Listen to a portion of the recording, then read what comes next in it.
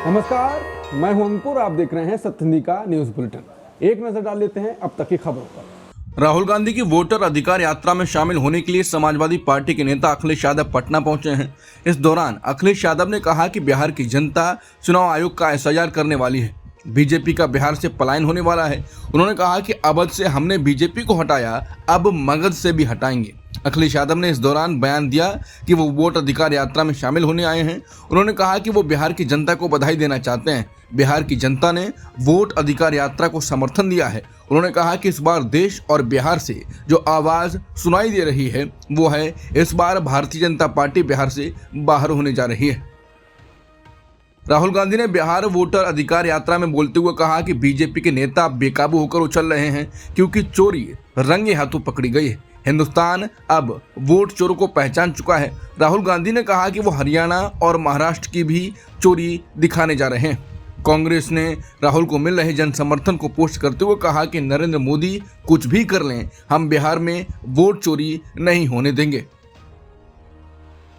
Supreme court ने शुक्रवार को केंद्र सरकार से जवाब मांगा है। एक याचिका में आरोप लगाया गया है कि पश्चिम बंगाल के बंगाली भाषी प्रवासी मजदूरों को देश के अलग अलग राज्यों में बांग्लादेशी नागरिक समझकर हिरासत में लिया जा रहा है। Justice Suryakant, justice Joy Mallya Bagchi और जस्टिस विपुल एम पंचोली की बेंच ने माना कि देश में अवैध घुसपैठ की समस्या है, लेकिन उन्होंने सवाल उठाया कि क्या केवल भाषा के आधार पर किसी को विदेशी मानना सही है। जस्टिस बागची ने साफ कहा कि हमें यह स्पष्ट करना होगा कि क्या वास्तव में अधिकारी किसी खास भाषा बोलने वाले व्यक्ति को विदेशी मानकर कार्रवाई कर रहे हैं।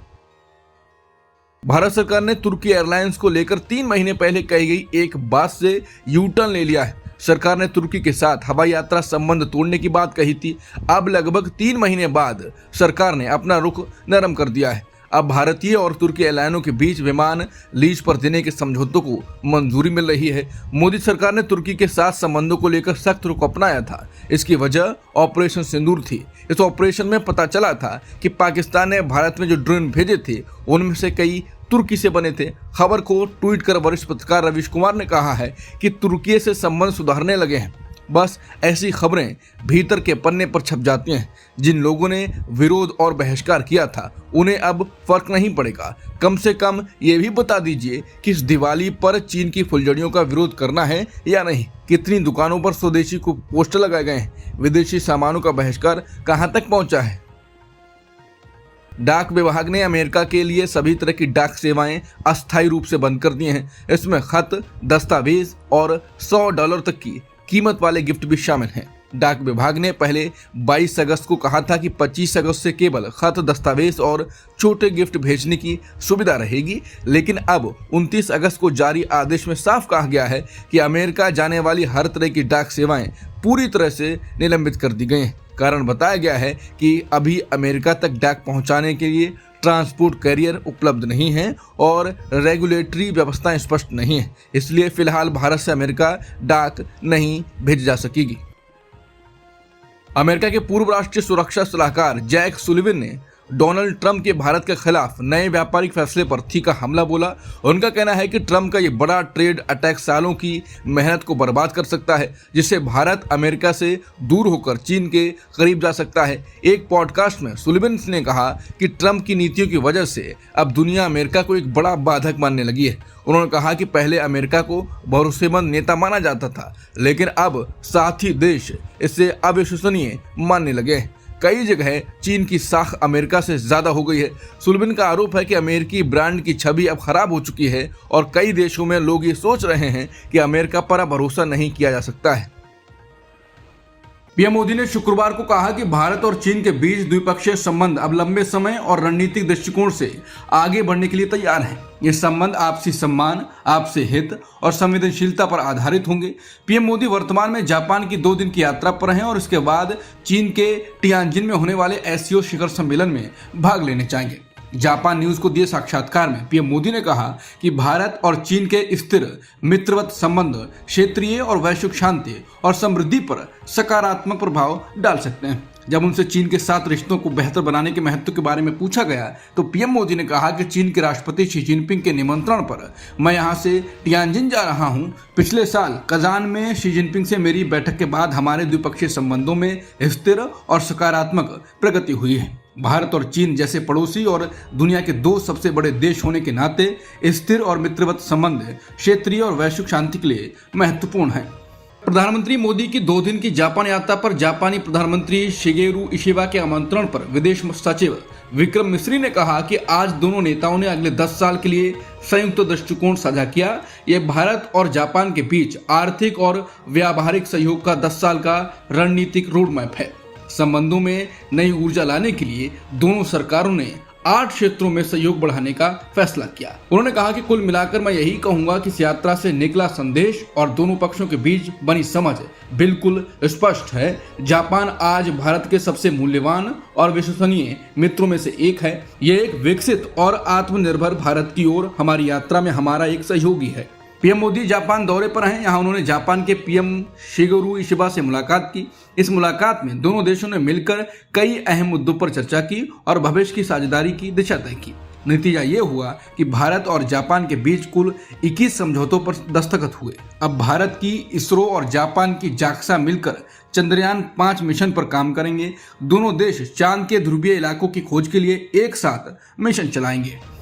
Indian explorer oil and natural gas corporation ने शुक्रवार को कहा कि उसकी रिफाइनिंग यूनिट्स रूसी तेल तब तक खरीदती रहेंगी जब तक कि सस्ते दाम पर उपलब्ध हो।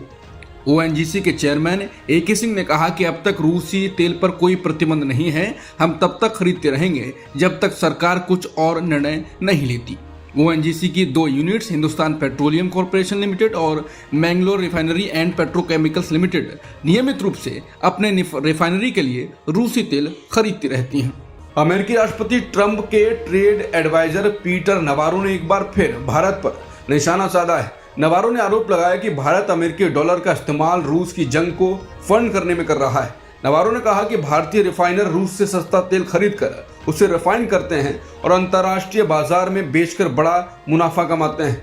इससे रूस को हार्ड करेंसी मिलती है जो यूक्रेन युद्ध में खर्च हो रही है। उन्होंने वॉशिंगटन द्वारा भारत से आने वाले सामान पर 50% टैरिफ बढ़ाने का बचाव भी किया। नवारो के मुताबिक रूस यूक्रेन युद्ध से पहले भारत की तेल आयात में रूस का हिस्सा 1% से भी कम था, लेकिन आज ये 30% से ज्यादा यानी रोजाना 1.5 मिलियन बैरल तक पहुंच गया है। पश्चिम बंगाल की टीएमसी सांसद महुआ मोइत्रा ने केंद्रीय गृह मंत्री अमित शाह के खिलाफ बयान देकर नई सियासी बहस छेड़ दी है।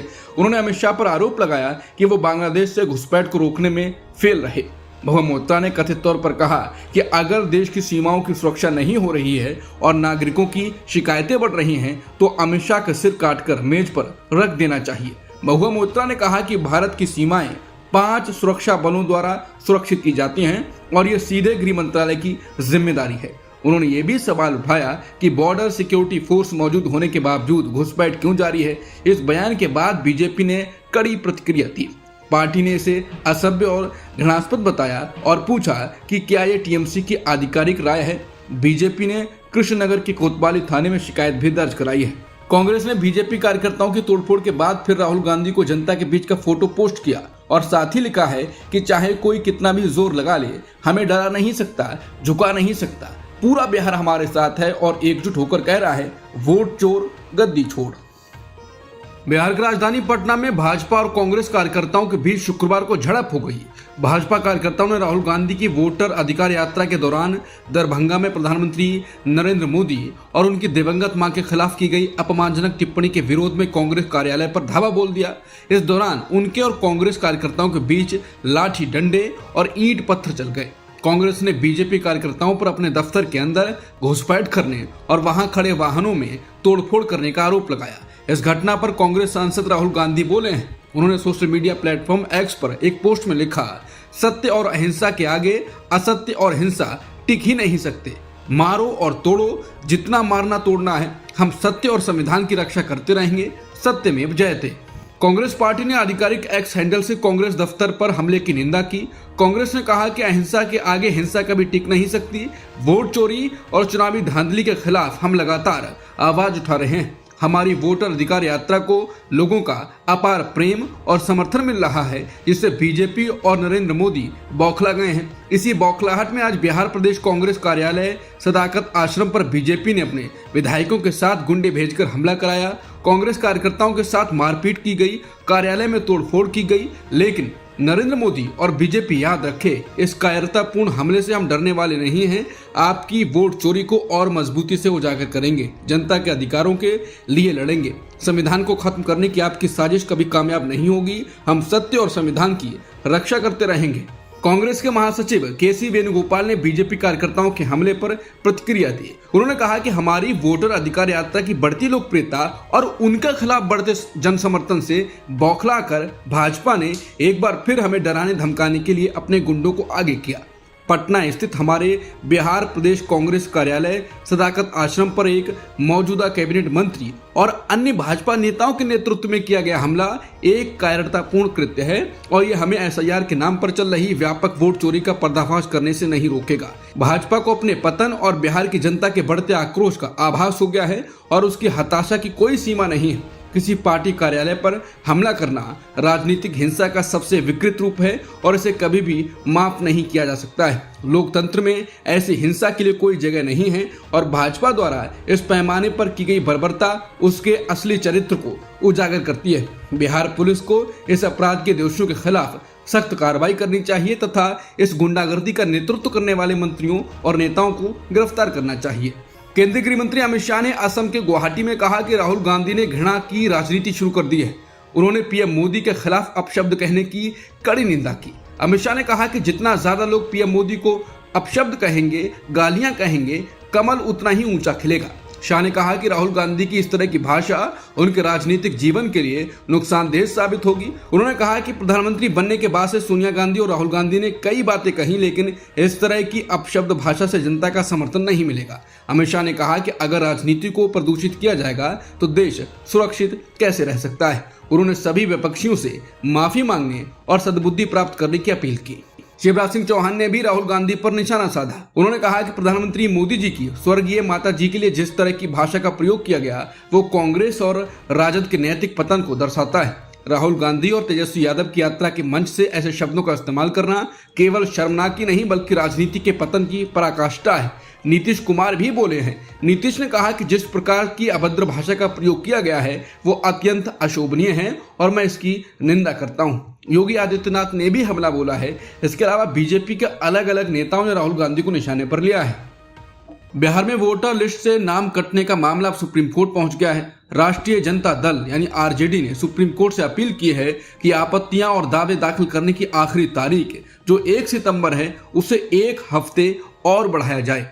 आरजेडी की ओर से वकील प्रशांत भूषण ने बताया कि 22 अगस्त को सुप्रीम कोर्ट के आदेश से पहले करीब 80,000 दावे दाखिल हुए थे और आदेश के बाद लगभग 95,000 नए दावे आए हैं। सुप्रीम कोर्ट अब इस मामले पर सोमवार को सुनवाई करेगा। इससे पहले कोर्ट ने कहा था कि वोटर लिस्ट से जिनके नाम हटाए गए हैं वो आधार कार्ड या अन्य 11 मान्य दस्तावेजों के साथ दावा कर सकते हैं। अब तक की खबरों में इतना ही। बाकी खबरों के लिए बने रहिए सत्य हिंदी के साथ।